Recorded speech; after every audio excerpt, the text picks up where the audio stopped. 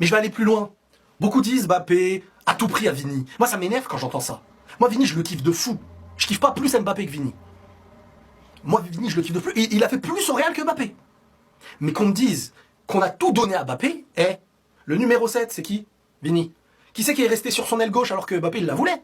Vini. Qui c'est qui avait les pénaux quand Mbappé est arrivé? Vini. Qui c'est qui était le chouchou du stade de base? Vini. Mais Vini, au Real Madrid, cette année, c'est pas bon. Mais on va faire quoi? On laisse à Vini tous les pénaux, même quand il les rate dans les matchs importants. On laisse... à un moment donné, t'as Mbappé qui met des 40 buts et tout, mais on va dire non, non. Vini a... Le Real n'a pas fait en faisant venir Mbappé, le Real n'a pas dit Mbappé maintenant tu vas à gauche, Mbappé, ils ont tout préparé pour faire en sorte que Vini reste entre guillemets le protégé de base. Mais si Vini avait continué avec les performances qu'il avait fait contre Dortmund, etc., vous pensez qu'aujourd'hui, ou qu'il marquait ses pénaux, vous pensez qu'il aurait eu ses pénaux avant et il les aurait perdus comme ça, gratos?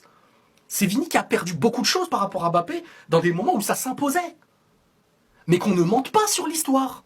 Parce que vous vous faites douiller par les supporters d'ailleurs qui, eux, ont admiré leur joueur quand il était chez eux. Et ils vous chamboulent. Parce qu'il y a eu des histoires là-bas qu'il n'y a pas eu au Real. Mbappé est arrivé au Real, c'est discretos. Son discours public, c'était non, je me soumets au club. Il était remplaçant dans plusieurs matchs. Alors on me dit que c'est vrai qu'il a eu 4-5 jours une bactérie qui a été très dangereuse pour lui. Alors moi j'en sais rien, tout ça, je sais pas comment ça se passe. Mais à un moment donné, moi, je n'ai jamais eu l'idée, enfin, on m'a jamais dit que Mbappé, et si on a des preuves et que quelqu'un sait cette chose-là, bah, qu'il vienne en privé, il n'y a pas de problème. J'écouterai, mais je n'ai jamais eu, alors qu'avant je l'avais, hein, ce truc-là, côté Paris, mais là, côté Real, je n'ai jamais eu l'aspect de Mbappé ou l'entourage qui influence le président, qui influence le coach.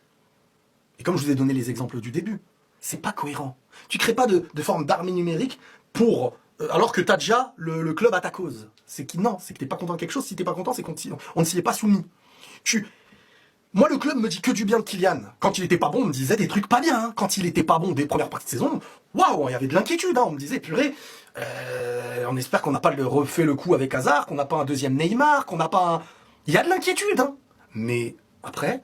on m'a jamais garanti que niveau comportement avec le club, Kylian a été problématique. Maintenant que oui, l'entourage veuille des choses, que l'entourage ne soit pas content, mais ça c'est leur vie. Tout comme l'entourage de Vini, tout comme l'entourage de Bale, tout comme l'entourage de Cristiano, tout comme l'entourage de Ramos n'était pas content. Ça c'est leur vie. Ça devient problématique quand tu veux interférer dans le club.